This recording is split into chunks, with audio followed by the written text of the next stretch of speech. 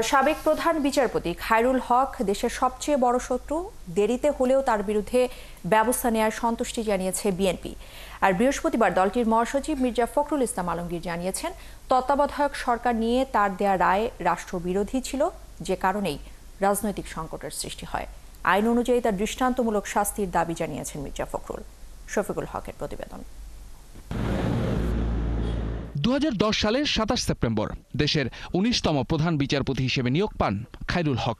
Appeal বিভাগে থাকাকালে সংবিধানের তত্ত্বাবধায়ক সরকার ব্যবস্থা বাতিলের বিতর্কিত রায় দেন এই বিচারপতি।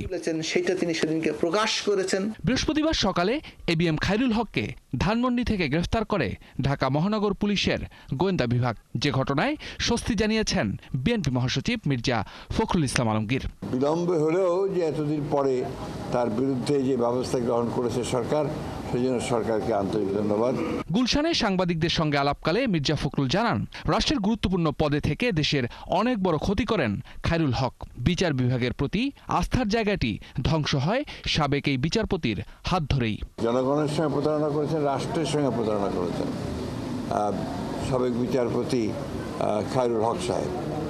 তিনি এই তত্ত্বাবধায়ক সরকারের ব্যাপারে যে রায় দিয়েছিলেন, ওনার রায়ের পরেই আমার যেটা হয়েছে সেটা হচ্ছে যে আমাদের তত্ত্বাবধায়ক সরকার বিধানটা বাতিল পার্মানেন্ট করা হয়েছে, এবং যেটা বাংলাদেশের পরবর্তীকালের যত রকমের রাজনৈতিক সংকট তৈরি হওয়ার, সেই সংকটগুলো তৈরি হয়েছে এবং জাতি ক্ষতিগ্রস্ত হয়েছে। দৃষ্টান্তমূলক শাস্তি হওয়া উচিত, যাতে ভবিষ্যতে কেউ ওই জায়গাটাতে বসে আর সেই জায়গার ব্যবহার করে রাষ্ট্রের ক্ষতি করতে না পারে।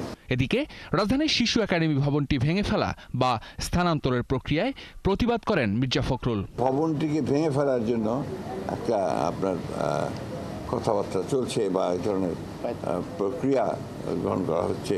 এটাকে ওইখান থেকে সরানোটা আমি মনে করি একেবারেই সঠিক সিদ্ধান্ত হবে না, এবং এ ব্যাপারে আমাদের খুব স্পষ্ট বক্তব্য যে আমরা চাই না যে শিশু ভবনটি সেই জায়গা থেকে স্থানান্তরিত করা হোক।